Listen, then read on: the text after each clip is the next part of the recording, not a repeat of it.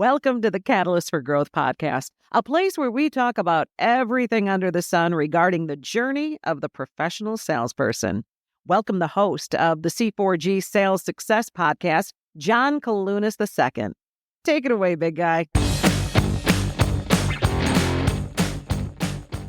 Ladies and gentlemen, thank you for coming to the C4G Catalyst for Growth podcast. This is John Kailunas II and Kevin Berwald. Today we're going to talk to you about creating a professional biography that's second to none. Kevin has done an outstanding job in this field. He's written books and spoken on this topic many times regarding professional biographies, and there's a lot of tricks and a lot of tips that the average person just doesn't realize when they're putting in their bios. And it's really essential because what the bio does is sort of your first introduction to somebody, and you control that narrative. So as you control that narrative, you're controlling what people are thinking about you before they even met you. And you're filling that void of what they don't know about you with quality material that you can control. Because your ultimate goal with the bio is to create trust, start a personal relationship, but also an introduction to your services and how you can help them achieve their goals.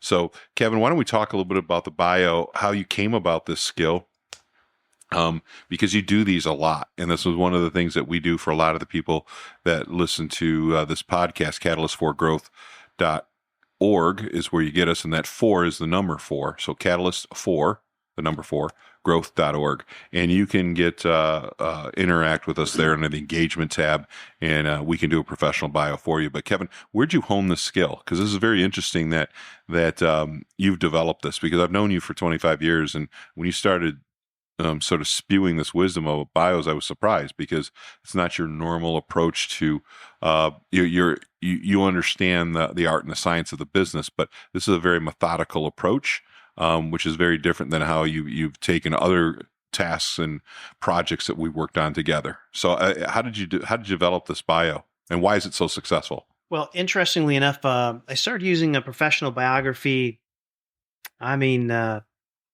15, 16 years ago. And our relationship started 20 years ago, right? Yeah. So it was shortly after we started, working together, when I was at a company, an insurance company. I was wholesaling for an insurance company. And we started using biographies in general. I mean, you got to think back for our ages, the internet hasn't been around forever. Digital technology wasn't around forever. Yeah, your first bio wasn't in a stone tablet. It was something like a stone tablet, and we were given it to use like an extension of a business card that actually told a little bit more of a story. That was where it first came out. You're exactly right. I remember doing my first one, and it was that business card type mentality with it. Yeah. And we didn't understand the power of it and how we actually misused it at first. Yes. But it's evolved into so much more today, into now not just being used as a business card. What a professional biography is, that's used as a referral tool, is actually not a piece that represents a resume or contact information or a brief synopsis of the company you work for. That is not, although a lot of people have those and that's what they might be thinking, that's not what this document is used for. That's sort of the old generation. It went from being an extension of a business card to being a list of qualifications, either the company or the individual. And now it's morphed into more of a relationship-oriented management tool. Yes, super, super tool, very powerful to help you grow your business.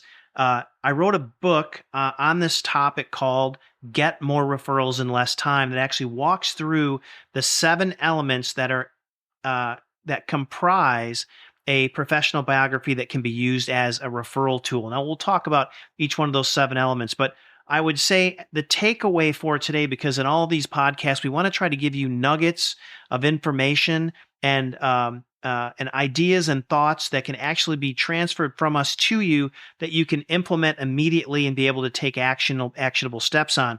So one of the things would be to get the book. and walk through it. It's only 120 pages, and only about 70 or so of the pages are designed to help you develop the biography. So I would challenge you to get that book. You can get it on Amazon or go to our website. You can see where to get it. The second thing is we have a biography generator. Now, the interesting thing about this generator is you can go to our website, print it off. It is fillable if you don't print it off, and you can actually work through the 7 elements. And if you send them to us, we'll have the opportunity to discuss whether or not you'd like us to, personally walk through and help you develop your own biography for your own referral tool. So, well, Kevin, we even take it one step further. We take it, we send it to a designer and get a design in your colors with your logo and all that other stuff for you. Yes. And then we'll also send it to the printer. We've got a discount printer, wonderful longtime friend of mine in Detroit, Michigan, Russ's Printing, RUSAS. Give him a little plug here. Yeah. Russ's Printing, and he'll print it and just drop ship it. So when you work with us, we try to do everything we possibly can to make your life easy. So you give us the raw data, we'll help you write the bio, get it literally designed for you, you approve every step of the way, and then printed for you. Yeah. And so if you don't have a lot of staff or a lot of time, this is a great way to do it. And we charge a flat fee for that, and with printing on top of it, but depending on the quantities you want. But it's a very simple process, and it's a game changer. Yeah. So let's set it up a little differently. So I know the origin of it and kind of how it's developed into today. I can tell you that using the process back in the day when we first started using it correctly, it actually helped me grow my business to the point where I was getting 4 new clients a week. Again, you were wholesaling, so you were using your bio. Now you do retail, but at that time you were doing wholesale. Yes. So you were getting 4 new advisors. Yes, every week. That's incredible. I'd get 16 a month. I'd do it for months in a row, and I have the documentation to prove it, where I would get 16 new relationships doing business with me. And generally, here's the key, and it works today in our same business. It's all transferable. But generally speaking, we can get someone to go from introduction to a client in under 72 hours, utilizing part of what we're going to talk about. That's the power of using a professional biography the right way. And let me just give you some insight. I'll give you a little something that we generally would put on the end, but just imagine if you had the perfect form filled out that had your value proposition, had how you wanted to be conveyed to your potential clients perfectly, so that you were conveying yourself and your value propositions to them only in a format of what your target audience, wants to hear.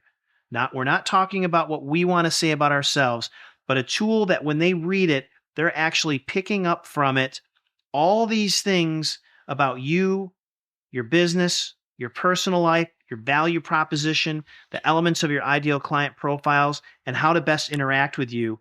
And they see this first. Now, what do we mean by see it first, and what does that mean to you? When you meet a client or a prospect for the very first time, it creates a massive void between you and that client. And that void gets filled in very quickly.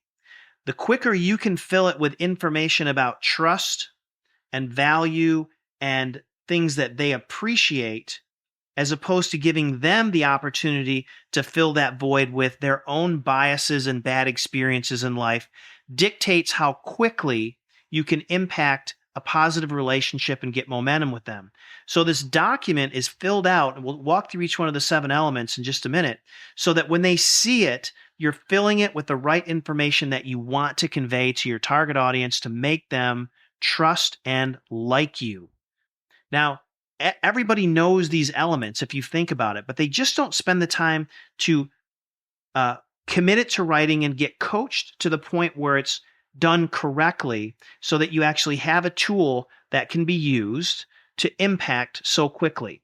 So for an example, say you like to do seminars, or even if you're meeting with a client one-on-one and they come in your boardroom, a lot of individual sales professionals will have this document, this 8.5 by 11 piece that's perfectly done, printed beautifully in great context, and they'll set it on top of the file or whatever information that client or prospect is going to see first before they ever come in the room, so that they're looking at it and they're realizing or recognizing who you are the way you want to be conveyed the right way. And it's the best commercial to make their minds open up and become receptive to you, even walking in the room. It's like being introduced the perfect way so that someone is ready to engage with you. And you control that entire narrative. So it's the message that you want, that they want to hear.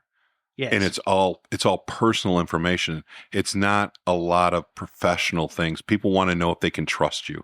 And this is the first step. This catapults that line of that ability to trust and build a relationship. It puts it on a 2 to 3 or 4, whatever the X factor is, but it speeds it up dramatically. It's amazing. And you know what's surprising? Listen to what I'm going to say here. If you've tuned me out and you're not, listen carefully. I love a book by Malcolm Gladwell, Blink. I don't know if you've read it. Great book. Worth picking up. You know, some of the suggestions in there are that it takes 2 seconds or less for someone to actually psychologically decide whether or not they're going to engage with you and who they think you are, just in the first 2 seconds. And that 2 seconds can change from that point forward. You can affect it going positive or negative, but their initial reaction takes less than 2 seconds, and having that perfect piece is what changes everything and gives you the opportunity to be able to move forward with it. Now, here's a second piece of why you want a professional biography, and then we'll start to get into the 7 elements.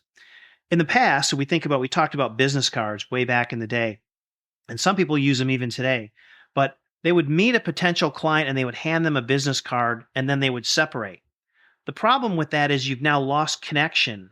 There's no way to connect back to that prospect. And unless they actually call you or use your business card, which most of the time they're going to just forget, like that pizza coupon that sat on top of your refrigerator and you found that expired that you wanted to use, too late, throw it away, and that the relationship's over.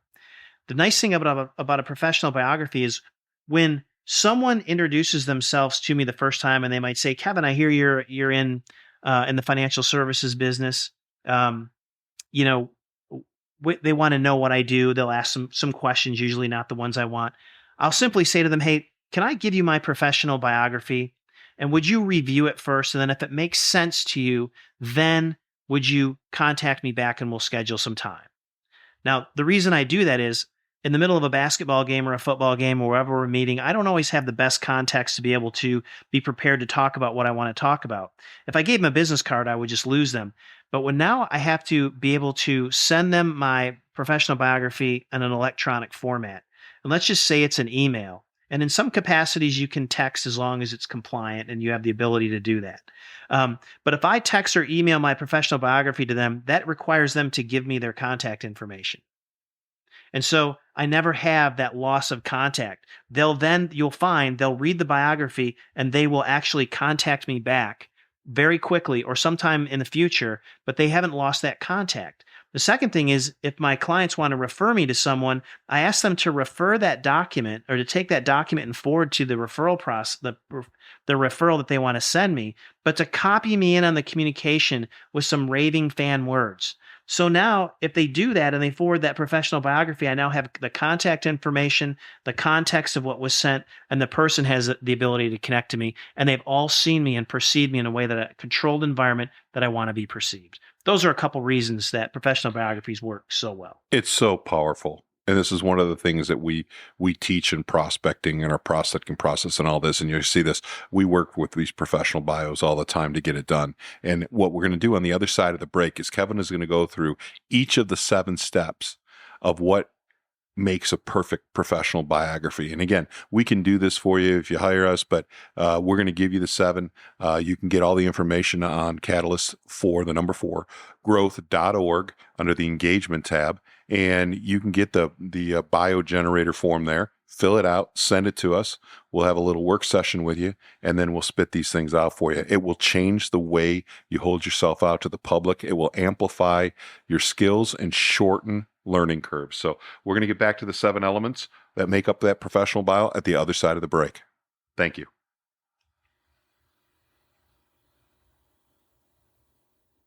All right, as promised, the other side of the break, we've got Kevin Berwald and John Kailunas II here. We're going to talk about the 7 elements of the professional bio. And Kevin, you want to start off with number 1? I will. So, see how we jump right into it? We don't waste a lot of time, Kevin. We know our audience's time's valuable. We just jump in it There's no chin wagging. Yep. So, except you had to add that extra piece in. Yeah, now it's got you off kilter, doesn't it? I'm just wasting time. But anyway, so here are the 7 elements of a professional biography. And the cool thing about creating these elements is it makes you stop and think about each one of them, which, if nothing else, allows you to be able to convey it much more easily and strongly to those you're trying to convey things to. Even if you don't create a professional biography, working through the elements will help you do a lot to make you more successful in your business. So we create these pieces in your name, image, and likeness, your NIL. So we would take your corporate colors and things of that nature, your stock stuff, and we would blend it into this. So imagine your professional biography first set up with your colors, name, image, and likeness. The first element is your picture. It's interesting that a lot of people will question, well, should it be a picture of me? Should it be a picture of my building? Should it be a picture of my team? What should the picture be? And is it really that important? Well, if you remember, we talked about Blink with Malcolm Gladwell and that 2-second decision. Psychologically and in the back of someone's mind, as soon as they see you or see a picture of you, they literally make hundreds of decisions based off a picture. Now, I've never been on a dating app before, but I know you swipe left or swipe right when you look at the dating app and you look at a picture. It's that important. They will look at it and that quickly swipe right or left in their mind whether or not they want to do business with you, and they will literally make hundreds of decisions about your picture. So your picture should be attractive to your client target audience. Whatever that audience is, you should be thinking about how they perceive who they want to work with. My own picture, I actually don't wear a tie. I have a jacket on, but my first button's undone on my shirt. And I do that because I don't want to come across as too overpowering. I've been accused of that in my life, and so my client, my audience, I want to be able to be perceived as more approachable. Well, and also your retail clients, you're downriver Detroit, you deal with a lot of like executives, auto people, blue collar folks. That's sort of the dress, the attire of that region. Not a lot of ties being worn. So absolutely, it just blends in with your target market. Target audience, region, what you do, what you want to say about yourself. You're going to say more with your picture. It's worth Pictures 1,000 words. I was going to say 1,000 words. Look we just think alike, Kevin. It's amazing. What's number 2? Number 2 is your title and your name. Any designations you have should all be put, anything that someone reads it, you actually want someone to look at your name and your title and not stop and think. If they stop and think when they read your title, it's usually for something bad. So I've seen people who are like insurance guys put insurance agent underneath their name. That makes someone stop and think. But you can pick lots of other names and titles just by going through a thesaurus, and it doesn't have to be negative or something contrived. It can still be true. Now, in some states, that's required, right? So check with your compliance team and make sure that you're using the right verbiage and you're representing yourself in the firm standards and in the industry standards. Yeah. So in your title and your contact information, for example, I use the word founder. I'm a founder of my business. I'm also a CEO of Berwald Financial Enterprises. But when someone reads that, I want them to see designations, titles, and your address and contact information. It's best to show, if you have a website, to have your website there. If you have multiple addresses, try to incorporate them. If you have an assistant who orchestrates your life and that person needs to be on there, put it there, because someone reading that would say, this person has multiple offices. This person has an assistant. They have a website. All these things without even stopping to think psychologically in their brain say, this person has it all together and I think I can trust them and they're knowledgeable. Those are the first 2 elements. The third element is a quote. If you knew nothing else about me and you heard this quote or read this first, and my quote is, "It is literally true that you can succeed best and quickest by helping others to succeed," by Napoleon Hill. Now, that one quote, whatever your quote is that you think about that kind of works around your business, will begin to put framework and begin to put barriers up around what people think of you, and will also begin to eliminate. So it is being strategic in picking the right quote, because it is literally going to make someone's brain begin to think of you and assemble thoughts about you based on just those 3 elements, which seem very simple to move forward with. I know a lot of advisors want to use their own quote. I think there's more power in using an outside quote because it allows you to attribute yourself and your organization towards greatness and towards something that they may have heard of before. Yes. But you can also use your own quote. Some advisors do it. I just prefer the professional quote. Yep. I just want someone to think, for mine personally, I want them to know that I'm thinking about them first. And if they're successful, I'll be That you're successful. service oriented with that Napoleon Hill quote. Yep. So the fourth element is personal and professional information. Now, there's really only two things that need to be in here. And everyone wants to say a lot about themselves. But in this part of the document, you're trying to say things that are important to the client, what they want to hear. You're not trying to say things that you want to say about yourself. No one cares about our Nobel Peace Prize. No one cares about our Heisman, or that we've won all these awards, or that we have lots of experience. They do care about experience from a standpoint of wanting to know that you are able to help them and that they can trust you. They do need to know that. But other than that, we're just saying the things that are important to them. And we know that clients want to know that they can trust you and you have the ability to help them. So we have to say that. And we also need to be able to tell them that we're able to help them reach their goals and that we have a plan or a process to do it. So in mine, I mentioned right out of the gate that I've been in the business for over 3 decades. That's something that comes out quick. I mentioned I'm a certified financial planner. I wanted to know that they can trust me and that I have a lot of background. The next thing that I point out is that my focus is on helping individuals reach their goals. And then I say that I have a 7-step process that I follow to help them achieve it. That's all good. It's almost boilerplate, but it has to be there.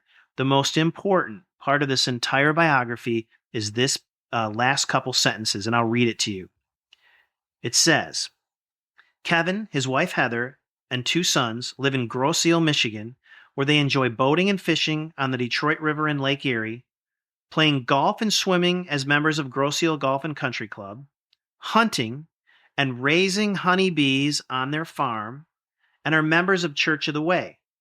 Kevin attended Olivet University, used to be Olivet College, just became university, where he received 4 varsity awards and was co-captain his senior year. Now, why would it be important for me to put a bunch of items in there that I have an interest in? And you probably already know this, but people do business with people that they like and can identify with. When I meet someone for the first time who's only seen my biography and my picture, it is not uncommon for them to walk up to me and say, Kevin, it's great to meet you, and then talk to me for 15 or 20 minutes about raising honeybees and honey and bees. By the time we've talked for 15 or 20 minutes about something that's of interest to them, which could be wrestling or boating or fishing or playing golf, once we do that, we've now connected with each other psychologically. I'm not scary anymore. They trust me. And I have literally had clients say, right after talking about wrestling or something for a long time and just liking me, to say, can I just bring all my business to you? I can tell we're going to get along well. Just from that. So critical to have that built into your biography, your professional biography, things that others connect with that they can talk to you about. If you would like to be a guest on the C4G podcast, please contact us at info@catalystforgrowth.org or 813-454-0557. Primetime players only. Bring your A game or don't contact us. Kevin, that's incredibly powerful. And I've seen you do it. I've seen you help people do it. And I've seen their success with it. So this really works. And what we're going to do is at the other side of this break, we're going to hit the last 3. And we're going to go through those in detail like we did these first 4. Okay?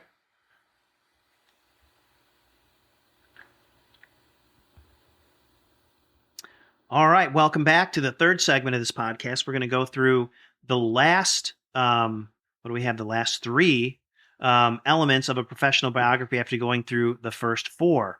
So in the first half, we talked about really those things that identify you, your picture, your title, your contact information, and then your personal and professional information. It really identifies you and gets someone to like you, to fill that void that you created with positive things that make them like and trust you.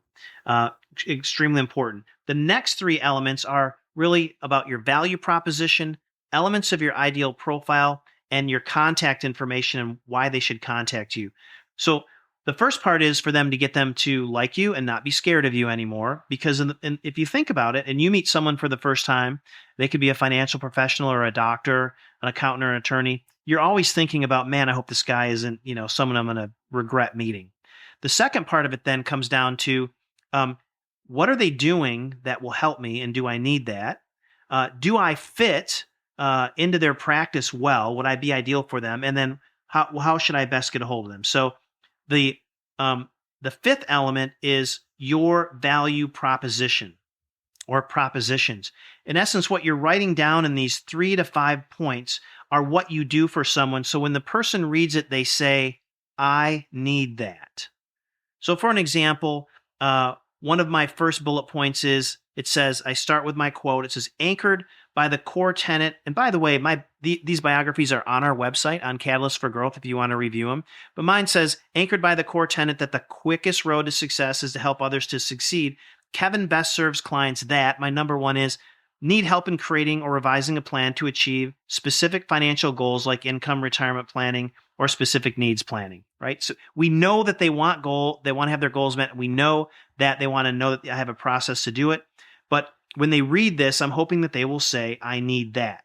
Whatever you do, whatever you do from a value proposition standpoint for your clients, these are the primary things that you want to list here in the right way.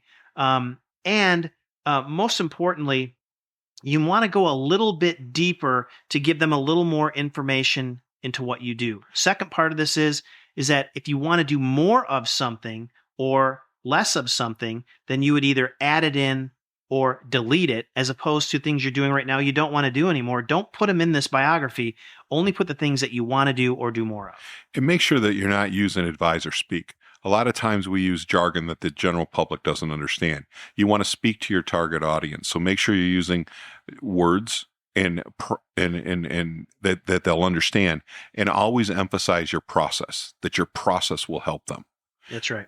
Yep. And so when I work with someone who's building a professional biography, I'll spend a good half an hour plus just listening to your business, and I'll ask you questions about your value propositions, and then we'll be able to construct them, use the right verbiage, professionally have it checked out so we're using the right words, and we'll build it so it'll work out nicely for you. The sixth element is your ideal client profiles. So at least elements of it. What you want to put here is you want someone to say that, hey, this sounds like me. I need what this guy's talking about in the value proposition part, but now they want to actually look at it and say, he's talking about me. I need it. I like him. And we would work well together because he's telling me that. Now, why do you want to identify the elements of your ideal client profile on here and not just take everyone? Because as I said, or we were talking about earlier, you will get results and you will get people to call you and contact you and want to work with you that fit specific ideal criteria for the clients you want to approach or attract to your business. If you don't put it in here, you could get anyone. So this will also not only attract the right people that you want to get to your business, but it will eliminate those that you don't want, or more so, will eliminate them from actually calling you. So here we're going to take a look at the elements of your best clients in your business. Some people will look at their top 20% of their clients and they'll try to find elements that are unique to them. Yeah, when you're talking about elements, you're talking about certain demographic characteristics. You're talking about certain needs, certain likenesses, right? There are threads. There's a rhythm that runs through your practice, and as your practice becomes more mature, you'll see those ribbons and those threads. That's what you want to analyze. You want to sort of systematize that and then articulate it right here in the bio. Yeah, some people work with universities. Some people focus on hospital. We got advisors that work specifically with electrical union. We got advisors that work with teachers and doctors and business owners. So whatever that niche is, whoever you have, you need to really define that. Yes, that could be special needs, small business owners, charitable, whatever you want to attract to your business. That's what we're going to put on here so people know that they're talking about them, and then they know that they want to call you. The last element of this is how they should contact you. So in this point, we're just giving them instantly elements, ways to get a hold of you. And we're going to put in every way possible that you want to be contacted. More is better than less here. So you want your email, you want your phone, any way that you like to be contacted, have it there. It just needs to be easy for them to get a hold of you. Thinking about your audience. Some audiences have different ways that they like to be contacted and communicate. You want to build that on there. And generally, you want to offer something free. For an example, mine says, feel free to contact me for a no-cost review of your current financial plans and evaluation of whether the amount of risk you are exposed to today is appropriate. So I'm offering them something free. I'm letting them know it's no cost. And I'm inviting them to call me, and they can reach me by my phone or my email. All these 7 elements then are put together into one document that you now will have professionally put together that you can use to help people understand who you are, your value propositions, who you serve, and how best to get a hold of you and make them like and trust you with a higher degree of probability of success. Yeah, and we'll go through in a subsequent podcast the 10 ways of using this bio, but I like having mine electronically so you can transfer it. If you're at a ball game or you're talking to somebody, hey, what's your phone number? Let me you mentioned this earlier. What's your phone number? Let me send you a professional biography. It looks good to you that we can meet. It's a really a non-intrusive way of getting your information, but it also allows you to get their information. And then also I like the hard copy print. So when they come and meet with me, I've got a client kit that when they come to my office, my assistant sets them in the conference room. My bio is right on top of that new client kit. The client kit's got all of the stuff about the firm and my ADV and all that good stuff in it. But this bio sits right on top. And it tells them that I've crafted it with Kevin, that it shows my experience and it shows my likes and dislikes. So I can, again, shorten that void that people have of the perception of me versus actually me. And the more you fill that void up, the closer you get to that prospect, the closer you're going to have to getting success. Yep. I would kind of end this by some research that went into creating these biographies initially. And we were working on helping sales professionals and business owners get more referrals. We were trying to figure out why they weren't getting referrals in the first place. I mean, why is it that the average sales professional gets how many referrals a year? What's this? It's low. It's super low. It's low. I can't for compliance reasons, I can't spit the exact amount because I don't know. But it is low. It is in single digits. And the conversion ratio is pretty low too.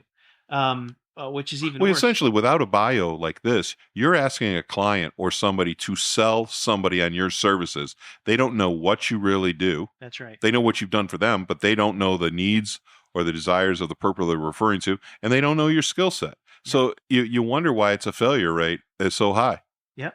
So the research I did, I started asking clients, would you refer someone to your financial advisor or insurance guy if they asked you? And surprisingly, it was way over 80% said yes. I think it was 90% plus said, yes, I would. And then they would say, but who do they want referred to them and how would I do it?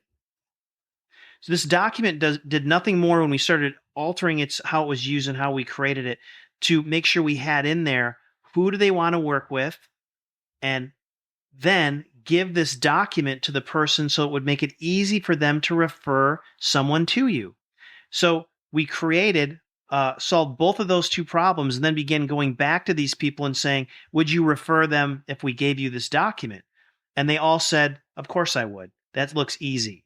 So that's the long and short of referrals. It's as simple as making sure people understand who you want and making it very easy for them to refer to you the right person that fits your business. Well, it's simple how you stated it there, but there is a scientific way we've learned over the years to construct a process for somebody. And we'll do that at subsequent podcasts. We'll talk about that referral process because it is so powerful and it should be part of your client acquisition strategy. It's the lowest cost of client acquisition you can possibly get. And it is the most successful once you learn those secrets. So the bio is the number one part of it. Kevin, you did an absolute astounding job at the podcast today. You carried the water here for us today. I appreciate it. Yeah, but hey, don't miss the most important part. Oh, one more nugget. The takeaway is go to our website, go to catalystforgrowth.org, which is catalyst, 4, growth.org. Look for the bio generator, print it off or fill it out online. It's fillable. And if you don't bring it to us and help us help you design a biography and talk about all the ways to use it, just going through that process is going to help you think about all those elements, how you're being perceived and how you convey yourself and how you want to be conveyed to your clients. And it'll do you a lot of good. All right. Thank you very much for listening. And we will be back next week with new material to help you build your practice and also increase your quality of life. Thank you for your time. Have a profitable day. Hey, thank you for your time today. We will have another content-packed session posted next week. Please check our website, catalystforgrowth.org, for our legal disclosures on the bottom of our homepage, if you're into that sort of thing.